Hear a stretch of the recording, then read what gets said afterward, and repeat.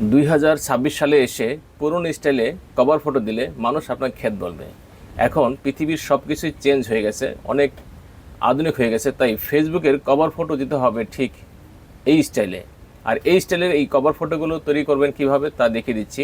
খুব সহজেই আপনি এরকম কভার ফটো তৈরি করতে পারবেন। চলুন কিভাবে করবেন দেখিয়ে দিচ্ছি। এরকম ছবি তৈরি করতে হলে প্রথমেই চলে যাবেন কোন একটি ব্রাউজারে। আমি আমার মোবাইল ফোন থেকে ক্রোম ব্রাউজারে চলে গেলাম। ক্রোম ব্রাউজারে গিয়ে ট্যাপ করে দিবেন, সেখানে টাচ করে দিয়ে তার উপরে সার্চ অপশন পাবেন, সেই সার্চ অপশনে লিখবেন প্রিয় টপিক। এই প্রিয় টপিকে টাচ করে দিবেন। প্রিয় টপিকে টাচ করে দিলে এমন একটি প্রিয় টপিকের অপশন আসবে, এই প্রিয় টপিকের অপশনে একটি টাচ করে দিবেন। এখানে টাচ করে দিয়ে ঠিক উপরে সার্চ অপশন পাবেন, সেই সার্চ অপশনে লিখবেন কভার। কভার লিখে সার্চ করে দিবেন। সার্চ করে দিলে ঠিক আপনার সামনে এমন একটি অপশন আসবে, এখানে টাচ করে দিয়ে সেখান থেকে স্ক্রল করে নিচে যাবেন, নিচের দিকে যাবেন। নিচে গেলে একটি প্রম্পট, নিচে যাবেন, নিচে গেলে ঠিক এই যে একটি প্রম্পট লেখা পাবেন, এখানে লেখা আছে কপি। এখানে আপনি কপিতে টাচ করে দিবেন। কপিতে টাচ করে দিয়ে ঠিক তার একটু নিচে গিয়ে এখান থেকে একটি অ্যাপ আপনি ডাউনলোড করে নেবেন।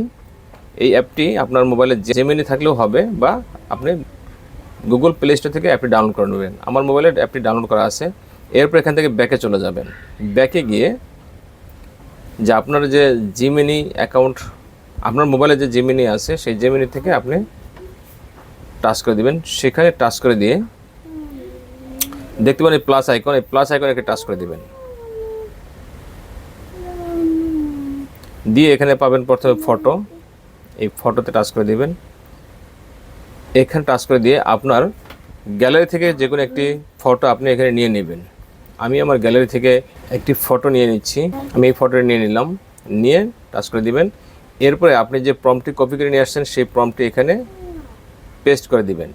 আরেকটু কাজ বাকি আছে, সেই কাজটা হলো উপরে দেখবেন লেখা আছে ইউর নেম। এই ইউর নেমটি কেটে দিয়ে এখান থেকে আপনি জাস্ট আপনার ফেসবুক প্রোফাইলের যে নাম সে নামটি এখানে দিয়ে দিবেন।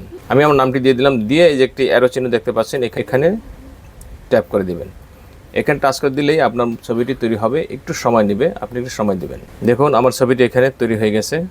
এই যে আমার ছবিটি এখানে তৈরি হয়ে গেছে।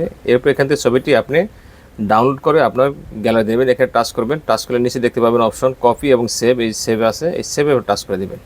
সেভে টাচ করে দিলেই আপনার ছবিটি আপনার গ্যালারিতে চলে যাবে।